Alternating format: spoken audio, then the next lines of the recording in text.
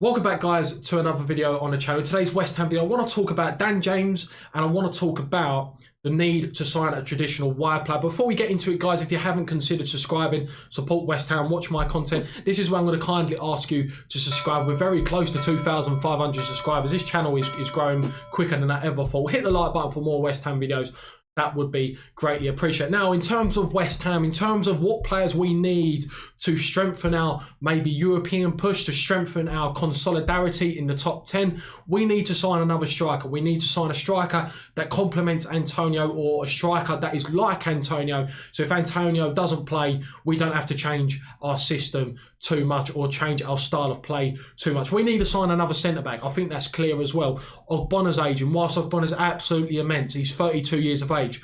Dawson, who's had a very good 3 games so far with West Ham, he's very old. Balbuena's like 29, 30. The only young one is Diop, and is obviously surrounding, this. We don't know what's happening with Diop. Is he leaving? Is he staying? We need another left back. We do have Ben Johnson coming through. Masuaku's injured. Cresswell is obviously aging. We need another left wing back. We also need central midfield cover for Thomas Souček or Declan Rice. Because if one of them get injured, then the dynamic of our midfield completely changes, and suddenly we're a completely different team in the middle of the park. And the reason why I bring up a right winger, because we've never actually spoke about the want or the need to sign a right winger. And the reason why I bring this up is because I feel like not having a traditional wide player like Matthew Everton back in the day. Who remembers Matthew Everton? What he used to do for West Ham after he signed for Spurs, he used to get the ball. Okay, he used to get the ball and he used to attack his fullback, attack the byline, put across him. Matty Jarvis, he used to do exactly the same thing under Sam Allardyce. Get the ball, shift it onto either foot, put across it.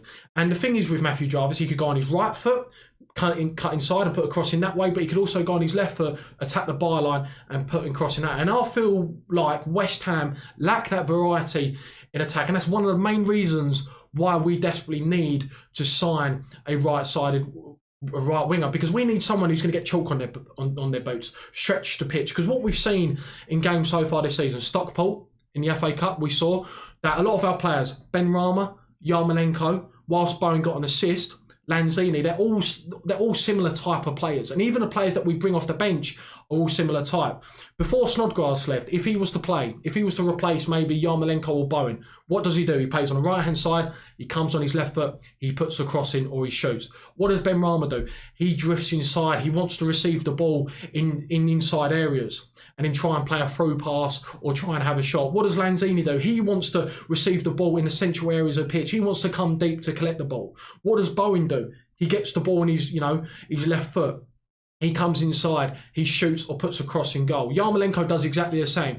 And that is one of the main reasons why we struggle to break teams down, is because we've got too many of the same player, and what they do, they all operate in the same space. And we rely too much on our fullbacks, whether it's Aaron Cresswell, Soufal, Ben Johnson, Masuaku, Ryan Fredericks, whoever's playing fullback in that respective game. We rely too much, in my opinion, on the fullbacks to provide width, and we need an actual wide player who can get chalk in their boots, stay out wide, concentrate on staying out wide and providing the team natural width. What does that do in exchange? It creates space in the middle for players like Benrahma, for players like Lanzini to operate in those wide spaces. And the kind of player that I was looking at was Dan James. Now, there's been no speculation regarding Dan James. He was just someone that I saw who could possibly fit the core principles that David Moyes is trying to bring to this team. He's mentioned he wants a young team. Dan James ticks that box. He mentions that he wants a team player who works hard.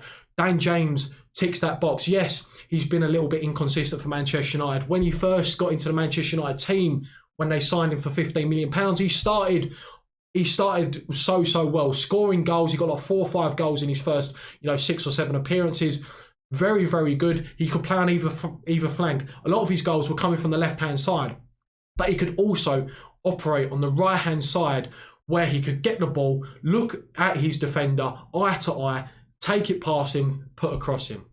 And fitting the working half of the team, his age, and also his pace. What do West Ham do best at the moment? We're happy to concede possession We really are happy to concede possession, but when there's a turnover possession, we do try and have quick transitions. We've seen with some of the goals that we've scored against Leicester, 3 or 4 passes and the ball is in the back of Leicester's net. We've seen against Wolves at home, whilst it was from a dead ball situation with a free kick, Fornals plays it into Bowen, 1 pass, cuts out the whole defence, we score. So having Dan James in the team, you know, it might not be attainable. He might not be available. And I'm just speculating because, as I said, there's been no links with Dan James at all. But I was just seeing that he is out of favour at Manchester United. He only really comes on at the moment. He only really comes on when maybe they're winning the game and he needs to do a job. He does really, really work hard for the team. And maybe he's available on a possible loan deal. Maybe he's available on a possible permanent transfer. How much he would cost, I do not know. But what he could bring to West Ham, I feel like could be someone, you know, whilst he's inconsistent due to his age, and that's the thing with players who are very, very young. They are going to be, you know, they are going to be inconsistent. And given the game time, he might not be inconsistent. That is something that we've got to deal with when players who are young. If Odebeku comes into the team, right, and he plays a lot more games, he might be inconsistent, and that is due to his age. Young players are inconsistent because they need to grow in maturity. They need to grow and get that sort of match game experience so they know what to do in certain scenarios. Getting that experience is vital in order to slowly creep out the the inconsistency. And not playing for Manchester United, not him starting for Manchester United, doesn't mean he's not good enough for West Ham, because he's got to play ahead of, you know, Bruno Fernandes. He's got Martial who can play on the wing. He's got Rashford. He's got Greenwood. Is he as good as those guys? Of course he's not. Of course he's not. And you can see when Dan James plays that there's a little bit of quality in terms of he's probably not technically good enough to be a Manchester United player. Is he technically good enough to be a West Ham player? Who knows? But what he could offer West Ham in terms of pace, raw pace, he's absolutely lightning quick. I'm not sure if you guys have seen, you know, the clip that he scored in the FA Cup for Swansea against Manchester City. That guy's got some speed. And if West Ham, put in a cheeky bid, and it doesn't have to be Dan James, it could be any wide player, just someone who can give us natural width in games, because that will give us the ability to, you know, break teams down when they're being too stubborn, like Burnley.